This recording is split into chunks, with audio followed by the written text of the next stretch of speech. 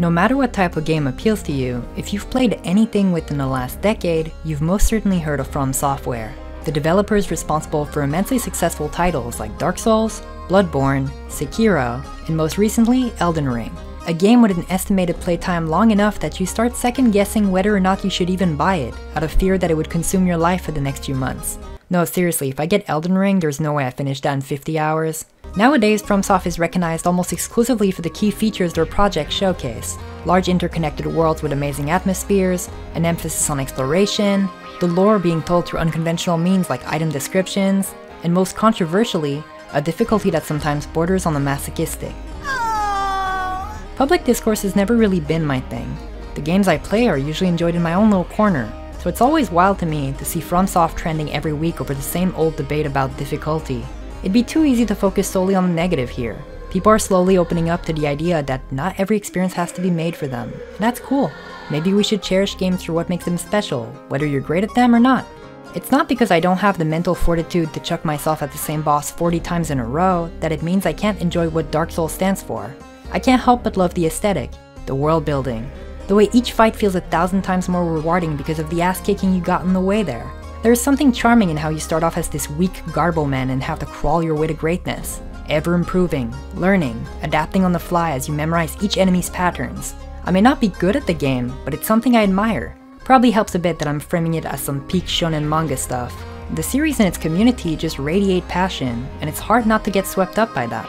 Maybe the reason why I feel such a connection to the topic is because I share a love for a similar, yet different type of suffering. One that originated all the way back when FromSoft was a small studio with an affinity for oppressive dungeon crawlers. King's Field and Shadow Tower have a special place in my heart. And don't worry, the extreme irony of that statement didn't go over my head. Those are two of the earliest examples of games just beating the ever-living shit out of me. They have some of the most vile stuff you'll ever find. At multiple times throughout King's Field, you can fall into holes and get soft-locked entirely if you don't have a teleport item with you. Literally at the start of Shadow Tower Abyss, you can walk in a straight line and step on a trap, killing you instantly. And despite all that, I still came back for more. Yes, it was hard. Yes, I fell for those traps more times than I'd like to admit, but I don't know. There was something special about those games. The weird atmosphere, the lack of general direction, the clunky controls all made for a strange yet charming look at a very prototypical experience. It's kind of a shame that nowadays a lot of FromSoft's earlier titles are effectively footnotes compared to how huge Dark Souls got. So many developers, both indie and AAA, took inspiration from that series to create their own take on the genre, whether that's shown through mechanics, atmospheres, or even storytelling. There's so many Souls-like out there, but when do you ever hear of a King's Field-like, or an Evergrace-like? Over the years, we've seen the dungeon crawler genre go from slowly trudging through caverns to faster, extremely stylized gameplay. And even though there's plenty of those titles I love, they just don't hit the same. It would take me until March of this year to find something that recaptures those feelings perfectly. Released over a month ago as early access, Lunacid is a dark fantasy RPG and probably the closest we'll ever get to a modern take on Shadow Tower. It is the perfect love letter not only to FromSoft's older titles, but to the dungeon crawler genre as a whole. Its creator, Akuma Kira, seems to have a genuine love for those games, and their work pinpoints exactly what made them so special to me. Even though Lunacid is clearly inspired by some beloved cult classics, it stands out on its own and manages to shine through. I guess I shouldn't be too surprised though. Kira's previous works also had a similar effect on me. Spooky's House of Jump Scares and Lost in Vivo garnered a lot of attention in the recent years, and rightfully so. They took a lot of older horror tropes and absolutely ran with them. They've created extremely unique experiences that still had a sense of familiarity. Though, to be honest, I found myself gravitating more and more towards their smaller projects. Both Corpse Ocean and The Undying Beast deserve as much recognition as their bigger games. And obviously the same could be said about their latest work and today's topic. Right from the title screen, you can already tell what sort of mood Lunacid's going for. There's this uncanny atmosphere emanating from the entire scene. The town's lights shining in the distance, crows pecking at some creature's carcass, a pile of VHS tapes nearby. Even the moon has this almost menacing vibe to it. After that, you're treated to an opening cinematic which offers a bit of context as to what you're in for. Gist of it is, a long time ago, this giant beast rose from the sea and started spewing poison, corrupting everything it touched. Now grounded by poisonous fog and outnumbered by ravenous creatures, humans did what they do best. They splintered off into smaller kingdoms, became paranoid, and started throwing those deemed undesirable into a giant well, so anyone ranging from criminals to simply the ill would be left to die on their own. You would take the role of one of those unfortunate enough to have survived the fall, and your main goal is to find a way out of here. Lunacid's opening cinematic fits right in with some of its biggest inspirations. Not only does it look incredibly cool, but it's also a great example of how much information should be given to the player from the start. There's no 15 pages worth of exposition. You get a short text scroll, a couple of glimpses into the world, and then you're sent directly to the character creation. Here you can pick a name, character portrait, and starting class before setting off for adventure. Most of that stuff is pretty self-explanatory, but I do want to highlight two of my favorite things. If none of the character portraits match your aesthetic, there's a couple extra slots at the end where you can import your own. Mine's a little immersion breaking since it's my icon, but it's so nice they even thought of adding something like that. Realistically, you only ever see that portrait in your inventory, but that small detail is enough to add some personal touch to your character. I'm also a huge fan of the class system. Each starts with different stats and an item exclusive to them. For example, the Knight and the Witch will start with potions that increase their max HP and MP respectively. And while those might seem like the superior choice on paper, it doesn't really matter in the grand scheme of things. At every level up, you can allocate your stats in any way you want, and the difference each class has from the start isn't game-changing. You have complete freedom in how you choose to play, whether you want to be a claymore-wielding thief or a spell-casting shinobi. Every build is viable, at least to a certain degree. If we're strictly talking about numbers, you might see a few outperforming the others. Lunacid's melee combat calls back to the old-school style of poking and dodging, but with a couple of advantages. It feels faster and more responsive, but the real saving grace is being able to use an actual modern control scheme here. None of that looking up and down with the shoulder buttons crap. Early warning to those of you who only play melee builds, I know you want to be a cool swordsman like Guts or Siegfried, but make sure to pack some other form of damage with you other than physical. You won't be hard stuck or can't progress without it, but it generally makes for a smoother experience. There's a ton of monsters that straight up don't take damage unless you're using elemental weapons or magic, so unless you want to be twirling around your enemies, jabbing them in the ribs with your torch, please use the entire toolkit at your disposal. I'm saying this mostly so you can avoid repeating the same mistakes I did on my first playthrough. I only ever used the heritage sword found at the start and a crossbow a bit later on. Really dumb on my part, but hear me out. In most RPGs, I tend to go for characters who fit the lone hunter ranger archetype. Seeing that one Ocarina of Time artwork of Link shooting a bow fucked me up for life. I mean, just look at him. He's a boy, and he's got an earring. I want that. At first, it felt really great to demolish everything from a safe distance. That crossbow and eventually the elven bow carried me for a huge chunk of the game, but the moment I stepped foot in the catacombs, I felt entirely powerless. That place is huge, dark enough to make the layout slightly confusing. The monsters are terrifying, and to make matters worse, none of them took damage from my weapons. After running around and getting lost for a while, I assumed I was in the wrong place, so I ended up backtracking to find items elsewhere.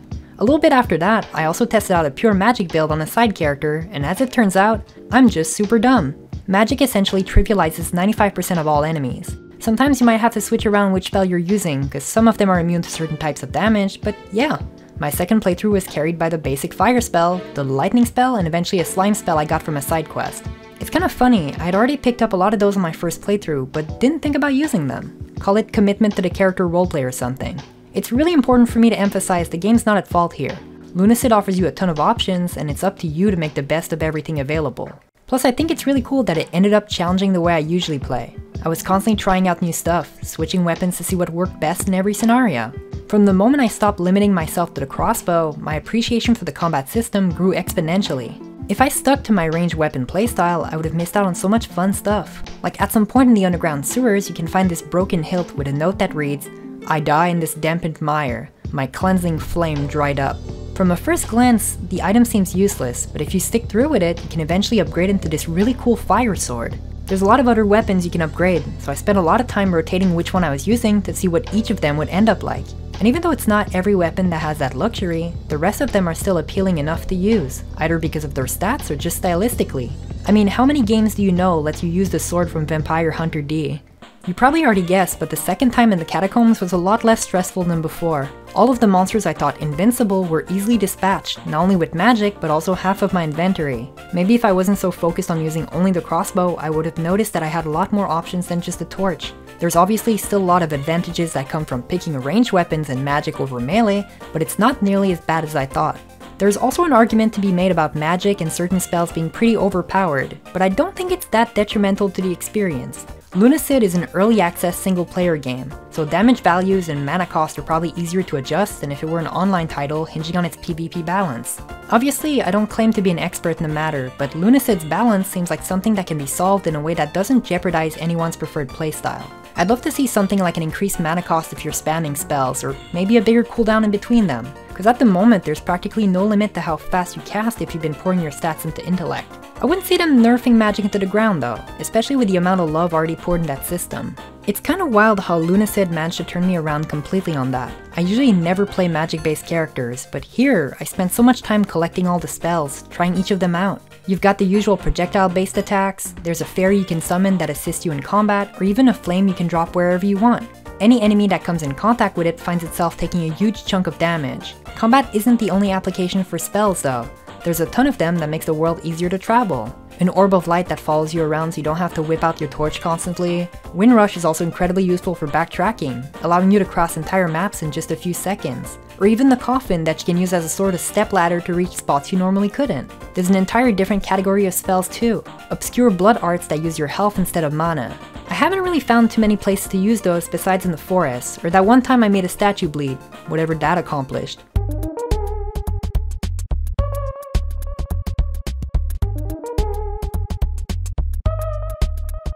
So I assume there's probably going to be more uses to them as development continues, but it's still nice to see the amount of variety already present. Lunacid also has this really interesting mechanic called Lunacid.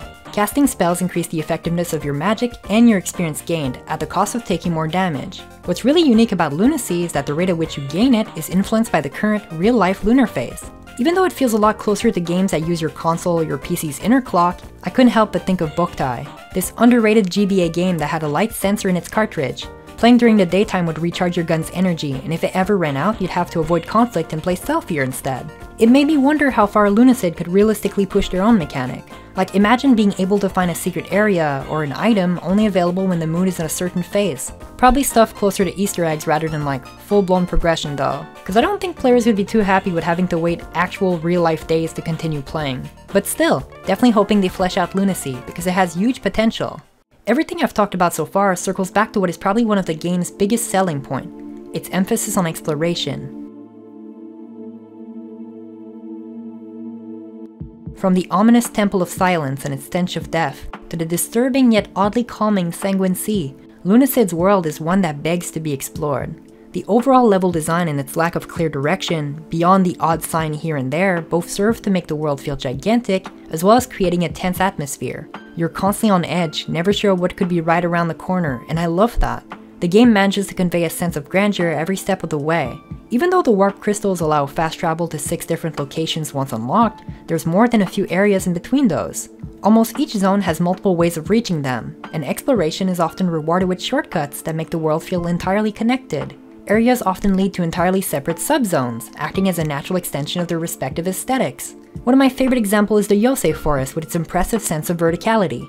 This map starts you off in the middle, where you're fighting moths on a suspended bridge. But as you continue forward, you might find yourself far below, in an underground cave network overrun by the local fauna. Or maybe you'd rather take your chance in the treetops, where every step could be your last.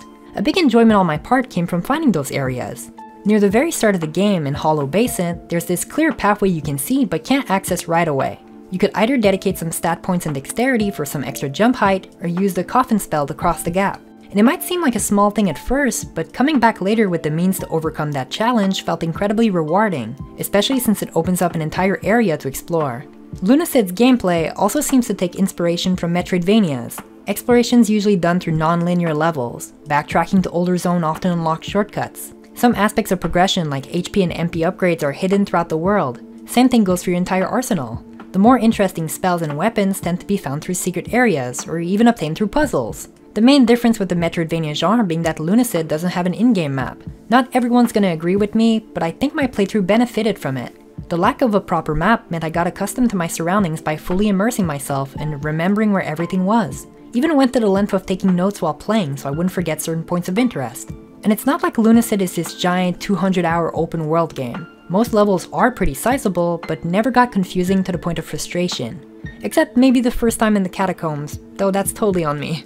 If this decision to not include a map was part of Kira's artistic vision for the game, I'm 100% behind it. In some way, Lunacid managed to recapture that sort of early internet rumor vibe, sharing and comparing your experiences with friends, pointing in a general direction and going, "Yo, did you hear? There's a cool sword hidden there." Some extremely passionate players have already released guides on Steam detailing every level, every item, some of them including rough sketches of each map to help out their fellow adventurers. And I feel like maybe that sense of community would have been less present if we already had access to all that information in-game. Debates about convenience versus immersion usually don't have an objective, clear-cut answer, so I kinda wanna leave it at that.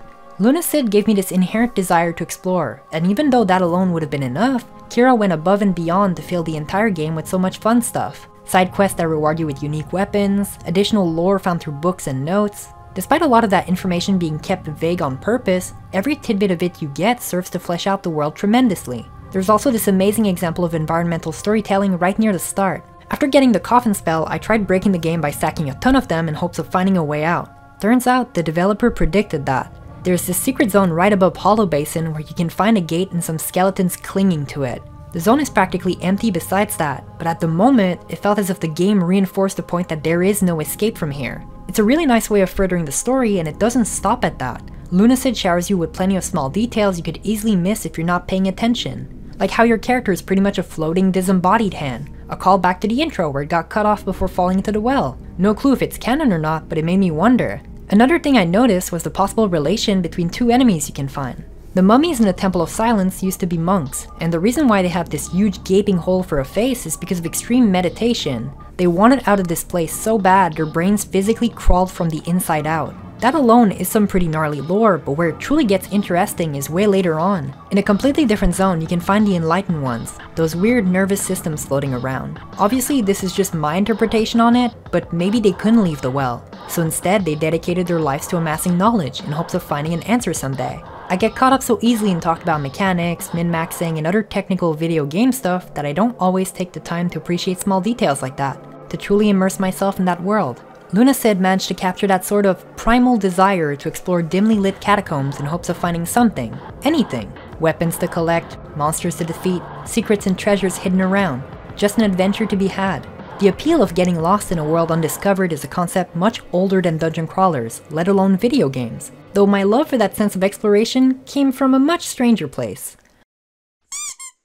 I know it might sound weird to say that my interest in dungeon crawlers came from Yu-Gi-Oh! Out of all places, but you're gonna have to trust me on this one. I think it's fairly common knowledge that its creator, Kazuki Takahashi, has a huge love for games in any form. Even though the manga did away with its traditional origins to focus more on card battles, the world of Yu-Gi-Oh! Can't help but reflect that passion. The entire series, but especially the Duelist Kingdom arc, has this very video gamey format. Each duel takes place in different locations, and the playing field often reflects those conditions. Very similar to the thematic approach video games have with their levels. The most important example of this would be the duel with the Meikyu brothers. What makes this one stand out so much from the rest is the presence of a physical labyrinth serving as a playing board. Each monster has to physically explore that maze before being able to engage in combat. I know this is clearly inspired by tabletop RPGs and board games, but at the time I read through the manga, I had already associated any form of grid-based movement to video games. The scene in which the Meikyu brothers unleash Wall Shadow into the labyrinth has petrified me ever since I was a kid. The idea that this admittedly pretty weird looking monster can slither through the walls completely unseen and strike at any moment was terrifying. And in a weird twist of fate, Lunacid ended up recreating that sense of dread a bit too perfectly. Once you step foot in the mausoleum, you're greeted with what is probably the most anxiety-inducing message from any video game. Death approaches. From that moment onward, it's a race to get out of here as fast as possible. Despite being equipped well enough to deal with most enemies, the fact that death will simply float through any obstacle on its way to you was a sign I just had to get out. It wasn't enough that a few rooms ago you have to fight this giant abyssal demon, but now you also have to outrun a creature that can phase through walls and corner you at any moment. It's really rare for me to get that genuine sense of terror coming from a dungeon crawler. Most of the ones I've played did create some tension, but not in a fearful way. Maybe the controls are a little stiff, and it didn't matter at first when you were killing stuff one-on-one, but now that there's 3 enemies in the same room, you're getting pelted by attacks from all sides and can't really do anything. Maybe it's the random boss fight completely blindsiding you. You've already accepted your death, but the idea of losing that much progress still makes you want to put that controller down for a while. It's probably someone's definition of fear, but it can't really compare it to this.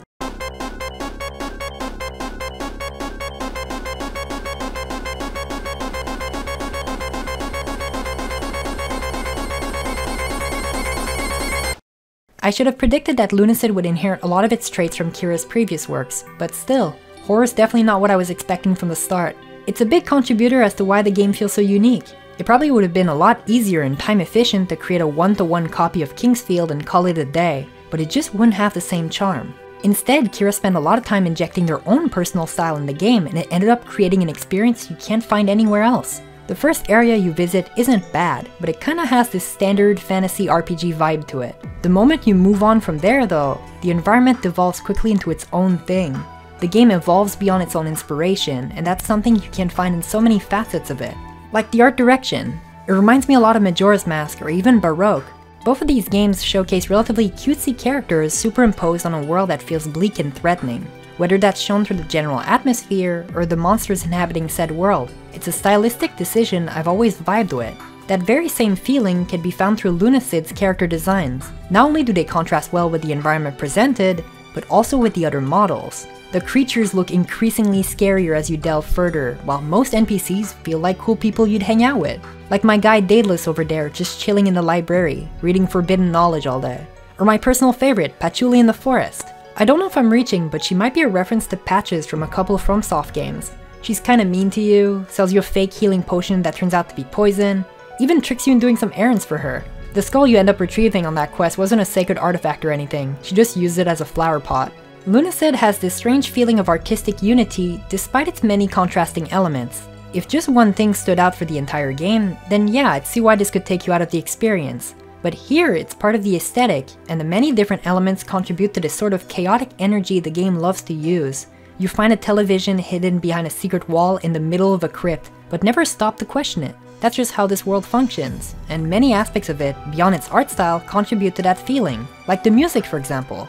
Lunacid's soundtrack mostly features Kira's work, but is also supported by additional tracks from Jar and Christ, who work with them on the Lost in Viva OST, as well as Tor High Heels, who you may recognize from Umurangi Generation's soundtrack. Similarly to the art direction, the game's music feels a lot different than what you'd expect out of your typical dungeon crawler, and I live for that. Every track seemingly complements the others without ever feeling too similar or out of place. Having 3 composers work on the same project is incredibly beneficial to the overall mood. The fact that they had to coordinate all those songs to match certain vibes and location, yet none of them ever missed, is beyond me. Like, how did they even do that? Some of my favorite tracks include Blood by Jaren.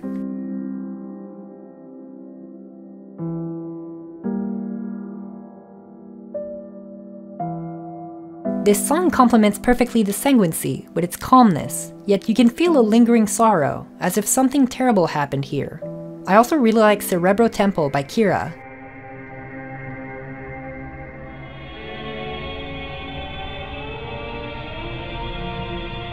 It reminds me a lot of the Shadow Temple from Ocarina of Time, in how it immediately filled me with dread the moment it started playing.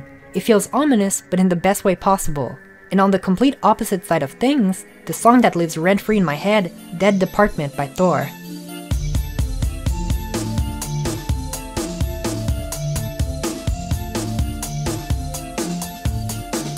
This one contrasts well the track in the zone prior to it. The library was this relaxed, inviting theme, while the archives has this more funky, adventurous vibe. I mistakenly came in with the idea that I would be mostly listening to ambient noises and the sound of my character's footsteps, but nah. Each track is memorable for its own reasons, and that's something I can't praise enough. There's just so much love poured in every aspect of this game, and you can feel it the entire way through. Every song, every location, even the small details like how you can find an actual in-game manual you can read through in the menus. Like, how cool is that? But as much as I love Lunacid, there are some things I would love to see change in the future. Not exactly negative points, but more like small nitpicks here and there. Like when a monster dies, their hitbox doesn't despawn right away. So if an item spawns, you kind of find yourself running against their corpse until you can pick it up. There is also a couple of features I'd love to see expanded. I didn't talk much about it, but there's a shop in the main hub where you can buy stuff. Beyond the 2 weapons available there and the key necessary for progression, items were plentiful enough throughout my playthrough that I barely needed to visit it. Same thing goes for the alchemy station. You can craft items by combining enemy drops at this NPC. The idea of being able to craft my own potions did sound good on paper, but level ups were so frequent that I wouldn't even use potions to heal myself back, and that's if I got hurt at all. I'd love to see both the shop and the alchemy system expanded, or even the main hub in general. Currently it seems like its main purpose is just to upgrade your weapons, or to witness the absolute best side activity, listening to Clive's stories. Another thing I'd love to see added is the ability to rebind your keys. Lunacid already has a ton of options ranging from visual ones like filters to difficulty settings if you're having a bad time, but somehow this seems to have been glossed over. The controls aren't bad, at least on keyboard. I didn't try on a controller, but it seems like an important feature to include. Though I can't be too hard on the game. It's still in the very early access stage, so it's possible that a lot of those complaints might get addressed in the future, or even by the time I post this video. It's also insanely cheap at the moment, like 8 Canadian chocolate coins in its current state. And while I know some people prefer to wait for the 1.0 version, Lunacid already feels like a full game to me, so it's incredibly worth getting it now. That money's going for a good cause anyway. I mean, hey, if the dev behind it isn't starving, they can work on making the game even better. Kind of a win-win situation for everyone here. Definitely hoping that this will spark a wave of interest for those old school style dungeon crawlers, made by people who will eventually inject their own style into the genre. Even though I had to frequently compare it to Kingsfield in order to offer some context, it's not like Lunacid's qualities were exclusively taken from that. The dark atmosphere, the unconventional storytelling, it's not dropped there for the sake of just being like Kingsfield. Pretty much any sort of media is derivative to a certain degree. If you've ever made anything, there's a big chance it was inspired by something else you love. But where Lunacid truly shines the most is in how it managed to capture a certain feeling without literally imitating its inspirations.